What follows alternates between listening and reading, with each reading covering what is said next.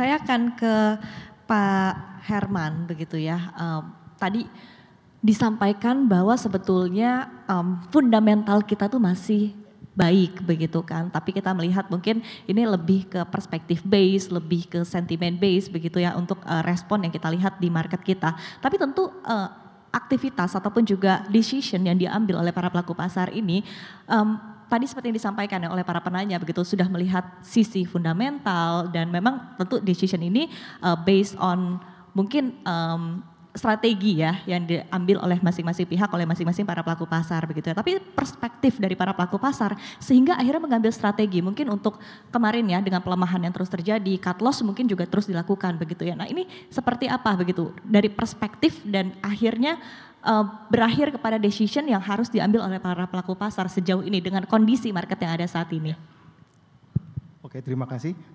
Jadi saya kita ingin kasih sedikit gambar ya mengenai kekhawatiran di para investor global ya.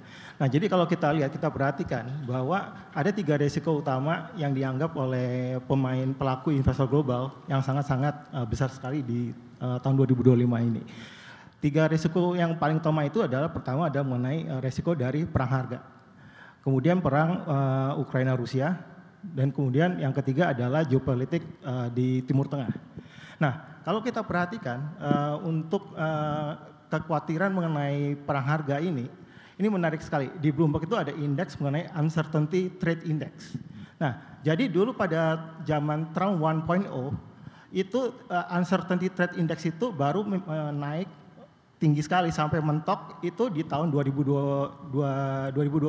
Jadi perlu 3 tahun sampai Uncertainty Trade Index itu naik. Nah, tapi menariknya hanya dalam waktu 3 bulan Uncertainty Trade Index dari kebijakan-kebijakan ini itu langsung lebih tinggi dari tahun 2020. Nah, jadi makanya pelaku investor global itu sedang dalam keadaan panik juga karena mereka melihat begitu banyak uncertainty. Nah, tapi menariknya adalah ketika 1-2 hari yang lalu ketika Fed akhirnya dalam pers konferensinya mereka mengatakan masih ada kemungkinan penurunan 2 kali suku bunga di tahun ini itu cukup meredakan kepanikan mereka ya. Karena kita melihat walaupun perang tarif ini kemungkinan inflasinya akan naik, tapi Fed tetap mengatakan bahwa mereka akan melakukan penurunan 2 kali suku bunga. Artinya the Fed sudah mengimplikasi memberi signal bahwa mereka sudah memperhatikan economic growth di Amerika ya. Karena kalau economic growth Amerika turun terus itu bisa resesi dan resesi itu sekarang di Amerika sekarang ke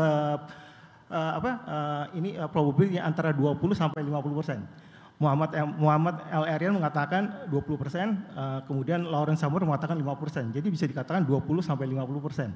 Nah, jadi mereka semuanya baliknya ke safe haven aset seperti gold atau US Treasury yield. Nah, jadi makanya itu ada menjadi faktor dari penarikan maksudnya asing keluar dari Indonesia sebegitu banyak. Dan memang juga ada faktor-faktor domestik yang tadi kita sudah dijelaskan oleh Pak Mas Bikun dan juga teman-teman yang lain. Dan itu yang menarik, tapi yang intinya adalah dari 2 hari sejak lalu ini, yang ketika kita sempat sampai IHSG menyentuh circuit breaker, itu sudah ada kejelasan dalam beberapa hal. Nah, yang membantu sekali itu juga adalah bahwa sekarang perusahaan-perusahaan bisa melakukan buyback tanpa rules. Nah, tentunya perusahaan-perusahaan yang memiliki fundamental yang baik itu tentu akan suatu saat akan melakukan buyback karena mereka melihat fundamental harga sekarang ini sangat-sangat depressed sekali. Karena kalau kita lihat, kita bandingkan dengan valuasi pada zaman Covid, kita itu masa Indonesia itu bukan Indonesia yang sedang mengalami financial crisis, bukan. Kita ini Indonesia cukup sehat, tapi valuasi kita dianggap sebagai valuasi Covid. Nah itu kan sama sekali tidak masuk rasional.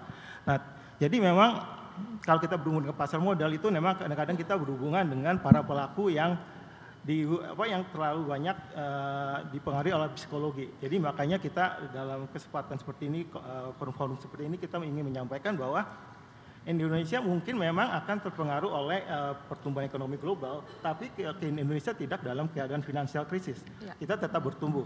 Secara contohnya aja, secara simpel, kalau kita kita pulang dari rumah kan jalannya masih macet, ya kan. Jadi aktivitas ekonomi masih berjalan gitu. Ya. Jadi kalau sampai dianggap seperti kita evaluasi COVID, wah itu kayaknya sudah terlalu dalam sekali. Nah jadi makanya kita ingin menyampaikan bahwa Indonesia sedang bertumbuh dan kita memang harus memberikan kesempatan untuk Kabinet Merah Putih untuk menjalankan program-programnya dengan baik. Gitu. Makasih. Ada yang ingin menambahkan? Silakan. Oke, saya ingin kasih sedikit review sedikit mengenai sejarah sedikit ya. Jadi kalau kita lihat tadi yang tadi Pak Hanif sudah katakan, pada tahun 2015 itu juga koreksi kita mendengar IHSG juga mengalami koreksi yang cukup dalam sekitar 15%. Dan pada saat itu menariknya itu juga hampir-hampir sama dulu namanya Kabinet Kinerja. Kabinet Kinerja itu antara 2014 sampai 2019. Baru kerja 2014, 2015 mengalami koreksi yang dalam karena Fed taper tantrum. Nah di sini juga mirip-mirip, sekarang ini mirip-mirip Kabinet Merah Putih baru kerja 3 bulan, ternyata ada uncertainty trade war global ini yang sangat marak sekali. Tapi kalau kita melihat pada saat 2015 lalu ketika sudah turun koreksi dalam, itu juga akan rebound indeks ya.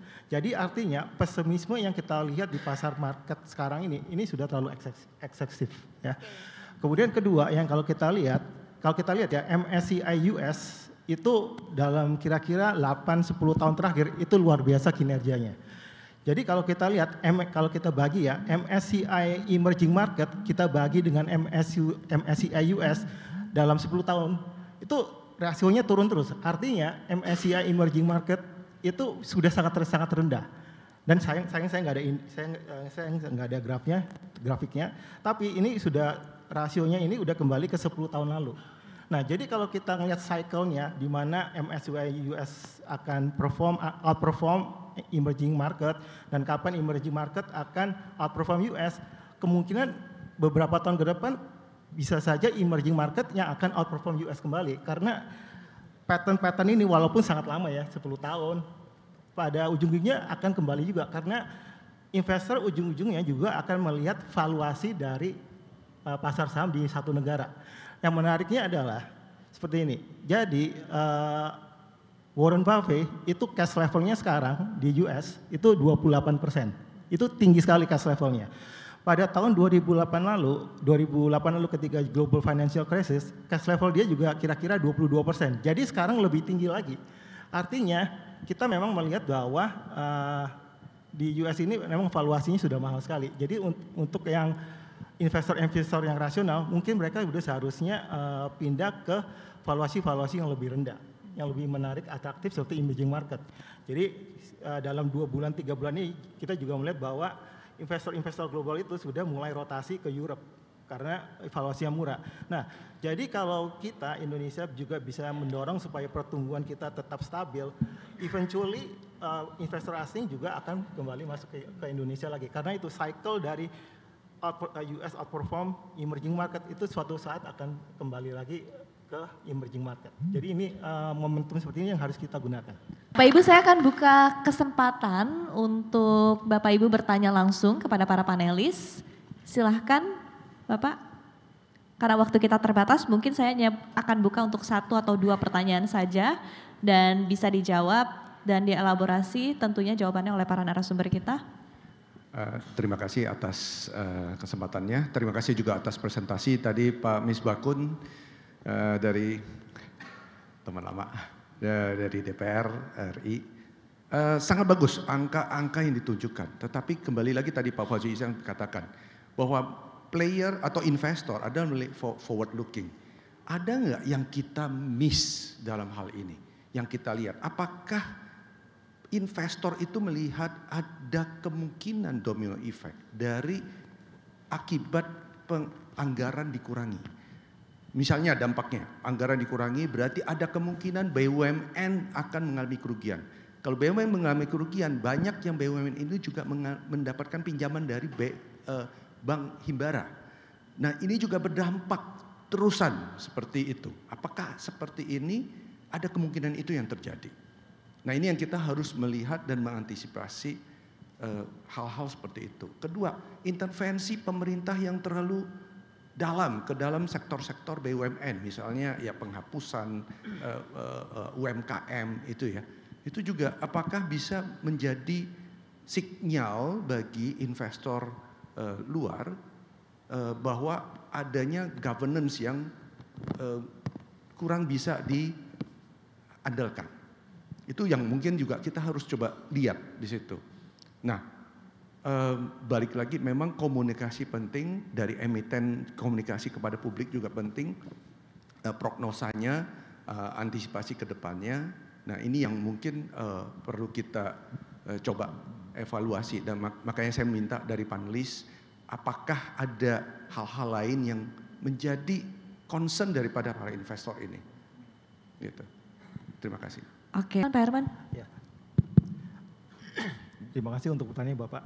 Jadi memang stock market itu indeks ya, itu memang merupakan a leading forward indicator Pak. Jadi stock market itu akan bergerak 3-6 bulan dulu sebelum kenyataan terjadi. Nah, jadi mungkin yang kita lihat memang sudah memprice ini semua keadaan-keadaan yang pesimis udah terjadi dulu, karena merupakan merupakan leading indikator 3-6 bulan. Nah, 3-6 bulan lagi ketika semua analis sudah benar-benar sudah merevisi, tadi seperti yang kata Pak Fauzi bilang mereka akan merevisi proyeksi ya, itu semua sudah tercermin. Ya. Nah, jadi makanya untuk kita semua yang belajar keuangan atau dulu yang pernah jadi analis, termasuk saya dulu pernah jadi analis, biasanya komplainnya adalah analis itu selalu telat. Ya. Jadi stock indeks yang duluan turun gitu. Nah, jadi makanya kita sebagai investor dan kita juga ingin selalu men-share pengalaman berinvestasi kami kepada klien-klien kami bahwa apakah penurunan ini sudah terlalu tajam, sudah terlalu pesimis, ya kan? Karena yang namanya manusia itu kalau kita belajar ekonomi selalu tesisnya adalah manusia itu rasional, tapi manusia itu sebenarnya tidak rasional, irasional, ya.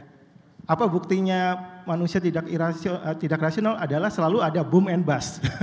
Jadi kalau semuanya bagus naik, tapi kalau pas jebol semua koreksi dalam. Jadi artinya memang harus diakui bahwa dalam berinvestasi selalu ada psychology role. Itu yang menyebabkan selalu ada boom and bust. Nah, jadi kembali lagi sebagai leading indikator, kita harus mengevaluasi apakah itu sudah terlalu eksesif atau enggak. Nah, jadi kita akan memakai kuantitatif indikator. Nah, jadi kalau kita misalnya dengan harga indeks sekarang, itu kalau kita convert ke earning yield ya, jadi JCI indeks ini kalau kita convert ke earning yield, imbal hasil, itu mungkin sekarang udah imbal hasilnya sekitar 9,2%. Ya. Sun kita yang 10 tahun sekarang 7,1%. Jadi kalau kita ngelihat sebenarnya kalau ada investor yang mempunyai risiko profil yang cocok, 9,1% itu tinggi loh dibandingkan dengan Sun yang 7,1%.